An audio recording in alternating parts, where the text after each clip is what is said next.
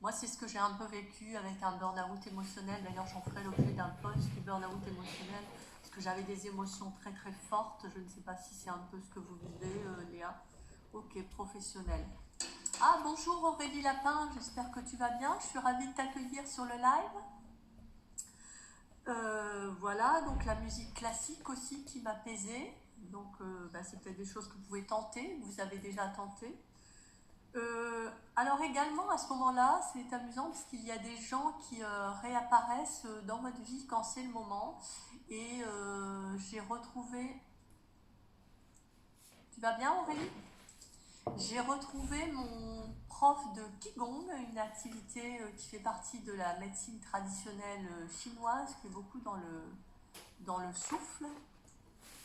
Et donc il m'a proposé de reprendre les cours à mon rythme, un jour en semaine, dans l'après-midi. Petit à petit, et puis de faire des pauses si je me sentais moins bien. Donc de reprendre ça tout en douceur pour revenir à moi. Ah, tu vas très bien Aurélie, super, je suis ravie et je suis contente de t'avoir avec nous. Donc voilà, pour revenir, se recentrer sur le corps, la respiration et retrouver un peu de calme, d'apaisement, un peu de plaisir parce que c'est quelque chose que j'aimais, que j'avais déjà fait avant mon burn-out, avant l'arrivée de mes enfants. Et voilà, donc c'est quelque chose qui m'a fait beaucoup de bien. J'ai repris le Qigong pendant 1 an et demi, presque 2 ans, avant qu'on quitte la région où j'avais fait mon burn-out. Donc c'est quelque chose qui m'a vraiment... et ça m'a permis de sortir et d'avoir cette activité régulière. Alors après, je me suis aussi remise en contact euh, avec la suggestion de la personne qui m'accompagnait avec la nature, petit à petit. Aller 5 minutes sur la terrasse, respirer 5 minutes, m'asseoir à l'ombre d'un arbre et ressentir le soleil sur ma peau petit à petit, noter ce que ça me faisait, faire quelques pas devant la maison euh, et sonder le temps qu'il faisait, un peu de vent, un peu de soleil, un peu de nuages et comment je me sens avec tous ces éléments, sentir le vent sur ma peau, le soleil sur ma peau.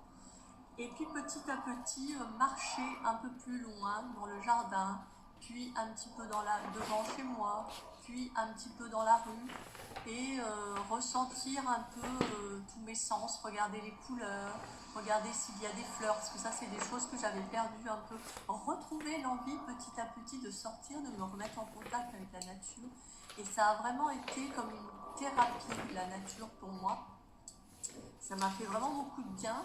Euh, Ça m'a ramené à trouver des moments de plaisir dans ma journée. Et ça, je vous en parle vraiment parce que c'est vraiment quelque chose qui me semble essentiel, important pour vous.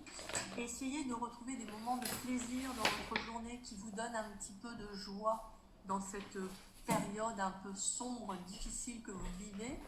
Et vous avez beaucoup de choses à accepter, comprendre, réaliser des choses, avoir des prises de conscience.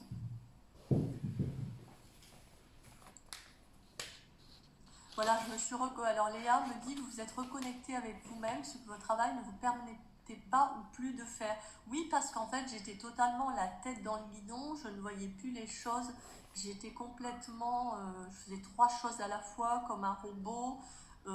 J'avais beaucoup de mal à prendre du plaisir ou avoir envie de faire des choses ou avoir envie de me décider pour faire des choses à cette période-là de ma vie parce que j'avais perdu un peu l'essentiel, les choses que j'aimais, regarder les choses dehors, regarder des fleurs que j'avais l'habitude de regarder tous les ans, en partant travailler, en revenant, en jouant avec les enfants, en regardant les enfants jouer dans le jardin. Et c'est vrai que j'avais perdu ce goût de ces choses simples qui nous ramènent à nous, qui nous reconnectent à la nature et qui nous font regoûter l'expérience de nos 5 sens. Ça, c'est une chose que j'aime beaucoup vous montrer lorsque je vous guide dans mes accompagnements pour les femmes après le burn-out. Et donc, moi, le message que j'ai vraiment envie de vous donner, c'est tentez de vous reconnecter à vous par des petites choses, même toutes petites, simples, et soyez dans la gratitude d'avoir réussi à faire ces toutes petites choses simples qui vous paraissent minuscules, mais ou aux autres, ça leur paraît minuscule, mais vous, c'est un grand pas. Et j'ai vraiment envie de vous accompagner à rallumer votre énergie, retrouver votre joie de vivre, votre lumière, car il y a toujours la lumière au bout du tunnel, même si ça paraît impossible quand on vous le dit, quand vous êtes en burn-out. Et donc, j'ai vraiment envie de vous ramener vers ça et de vous donner ce message-là aujourd'hui. J'ai été ravie d'être avec vous aujourd'hui. Je vous remercie vraiment. Je vous souhaite une merveilleuse journée. Mon prochain live sera jeudi 10 novembre, car le vendredi est un jour férié en France, comme vous le savez. Donc, je ferai le live le jeudi 10 novembre à 10 h et je vais recréer un événement pour pouvoir vous y inviter et vous en parler avant. Et nous aurons de nouveau un nouveau sujet qui pourra probablement vous intéresser, vous donner des pistes. Donc je vous remercie infiniment d'avoir été avec moi et je vous souhaite une très belle journée et je souhaite à Léa beaucoup de courage et si vous avez envie d'échanger avec moi, je suis là juste pour échanger, pour vous écouter, pour que nous connections ensemble, Léa et d'autres. Et je vous remercie à toutes et toutes et je vous souhaite une merveilleuse journée. À bientôt, au revoir. Belle journée à toi, Gwendoline, et avec tellement de plaisir pour ce live. À bientôt, namasté. Léa, je suis vraiment... merci à vous, avec grand plaisir et grande joie. Et merci pour ces compliments, le partage et l'humanité. Oui, ça fait vraiment partie de moi. Ce sont des qualités que j'ai.